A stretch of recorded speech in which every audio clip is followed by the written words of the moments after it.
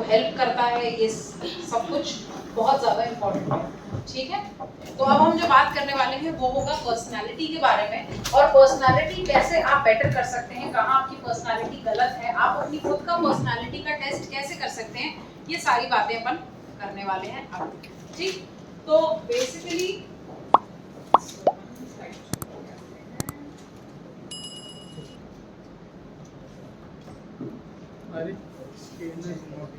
So types of personalities in an organization, किस तरीके की पर्सनालिटीज होती हैं एक ऑर्गेनाइजेशन में, ये जानना बहुत ज़्यादा ज़रूरी है। तो उसमें सबसे पहले टाइप की पर्सनालिटी जो होती है वो होती है सेल्फ एस्टीम। इसमें पॉजिटिव नेगेटिव क्या क्या चीज़ें होती हैं ये सब हम बताएंगे। Next is locus of control, उसके बाद आ जाता है सेल्फ एफिकेसी, उसके बाद आ जाता है सेल्फ मॉनिटरिंग, उसके बाद आ जाता है इमोशनल इंटेलिजेंस। अपने बारे में कुछ चीज़ें जानना आपके लिए बहुत ज़्यादा ज़रूरी है। आप जिससे पहले किसी और के सामने जाओ उससे पहले ये बहुत ज़्यादा ज़रूरी है कि आप अपने आप को जानो। आप जब डॉक्टर के पास जाते हो तो आप डॉक्टर को बताते हो कि मुझे पेट में दर्द हो रहा है, पर जब आप अपनी पर्सनालिटी के बारे में बात करते हो तो आपको ये नहीं पता होता कि आपको हो क्या रहा है, आपकी प्रॉब्लम क्या है, आपको मूड स्विंग्स हो रहे हैं, या आप जेन्युइनली किसी सोच में इतने ज़्यादा पीछ गए हैं, इतने ज़्यादा पीछे आ चुके हैं कि अब आपको उसको करेक्ट करना नहीं आ रहा। जैसे फॉर एग्जाम्पल जितने भी यंगस्टर्स मुझे मिलते हैं वो कहते हैं मैम हम ओवर थिंकिंग बहुत करते हैं। सब करते हैं? कोई ऐसा है जो नहीं करता है इस कक्षा में? तुम तो एक्सेप्शन हो मेरे बच्चे। तो गमले के पास बहुत लोग हैं।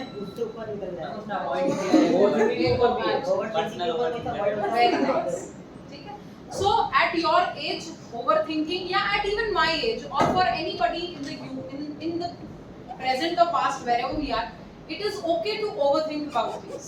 ठीक है, अब अगर फॉर एग्जाम्पल जैसे मनीष है, मनीष जैसा लंबा चौड़ा है, मैं मनीष को बोलूं कि जैसे मनीष जो है जीतू को गोदी में उठा ले, तो जीतू को गोदी में उठाना आसान होगा। ठीक है, बट यही चीज अगर मैं बोलूं कि भाई जीतू को भी उठा ले, गमले को भी उठा ले और इसको भी उठा ले, अदनान को भी, ठीक है, तो प्रॉब्लम हो जाएगी। मनीष भी थोड़ा सोचेगा। तो अपन इन तीनों लोगों को एक नाम देते हैं। जीतू हो गया मेरा प्रेजेंट, ये हो गया मेरा पास्ट और ये हो गया मेरा फ्यूचर। ठीक है, तो तुमने क्या करा, मनीष है जिंदगी या तुम्हारा दिमाग समझ लो अभी के लिए। सो मनीष जो है दिमाग का काम कर रहा है, और अगर तुमने दिमाग को सिर्फ प्रेजेंट का सोचने के लिए बोला, यानी सिर्फ जीतू के बारे में सोचने के लिए बोला तो वो सोच लेगा, but at the same time अगर इसको मैंने ये बोला कि वो अपने पास्ट के बारे में यानी गमले के बारे में भी सोचेगा, और मैंने ये बोला कि अदनान के बारे में भी सोचेगा, तो ऑब्वियसली आपका दिमाग जो है वो भरता चला जाएगा। So what really you have to do is focus on your present for your better future. ठीक है,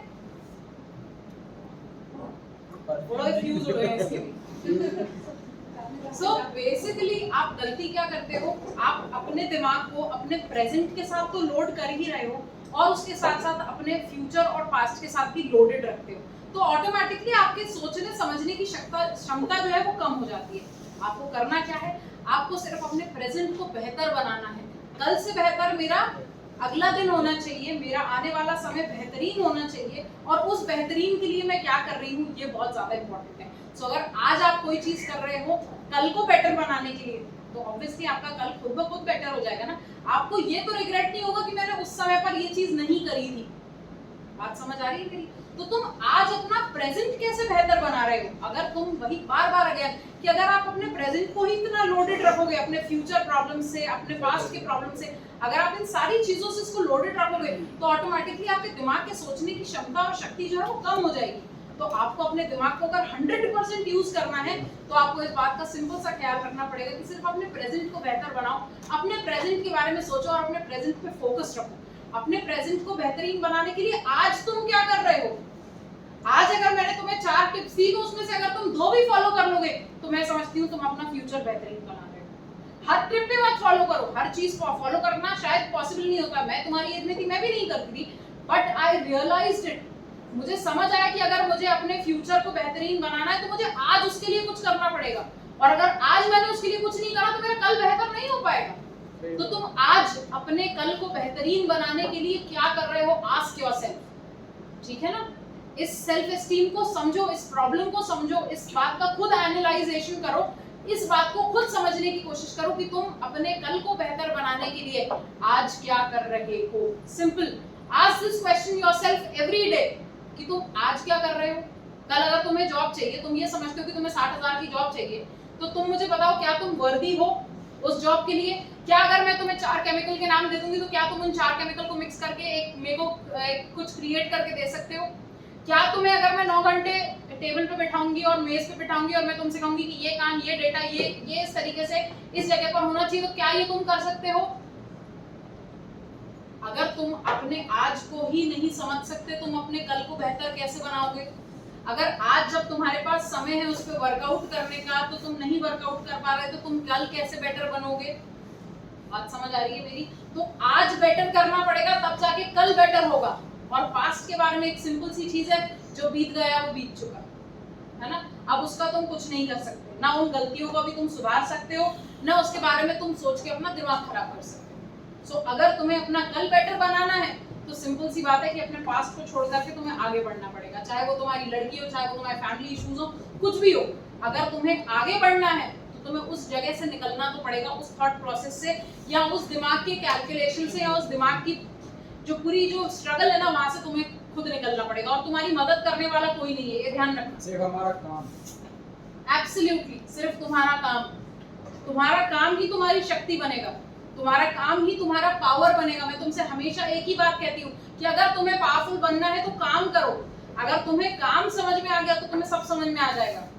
it is as simple as that. Power के पीछे सब कुछ भागता है। तुमको लगता है पैसे के पीछे सब लोग भागते हैं, जो पैसे वाले लोग होते हैं वो भी शादियां करते हैं और उनकी शादी टूट जाती है। एक सिंपल सा एग्जांपल समझो, इंडिया और चाइना का विवाद जब से चाइना बना तब से होता हुआ आ रहा है, जब से इंडिया है तब से इंडिया चाइना का विवाद है। पर ऐसा क्यों है कि हम अभी भी हम चाइना पे इतने डिपेंडेंट है? क्योंकि चाइना के पास हमारी यूटिलिटी है।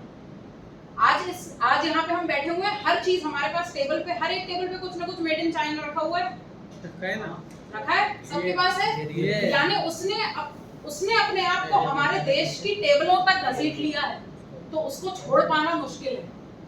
हम कितना ही टिकटॉक बैन कर लें, हम कुछ भी बैन कर लें, बट अल्टीमेटली उसने हमें अपने घर के अंदर रख ही लिया है। हमारे कितने ही विवाद हो, पर उसकी यूटिलिटी हमारे अंदर इतनी है, अभी उसने हमें इतना ज्यादा मैन्युफैक्चरिंग में पीछे छोड़ दिया कि उसने हमारे घर के अंदर बैठना शुरू कर दिया। तो अगर तुम यूटिलिटी अपनी बढ़ा लोगे, अगर तुम अपनी समझ और अपनी सूझबूझ बढ़ा लोगे, अब मैं तुमसे ये नहीं कह रही कि तुम आईएएस ऑफिसर बन जाओ कल जाकर, पर एटलीस्ट तुम अपना काम जितना करते हो उसको ही अच्छे से अगर तुमने कर लिया, तो things will obviously B powerful for you also. तुमको चीजें समझ में आने लगेंगी। जिस दिन अगर तुम्हारे सीनियर ने तुमसे डाउट पूछ लिया, तो तुम्हें खुद में ही पावरफुल फील होगा उस दिन, राइट?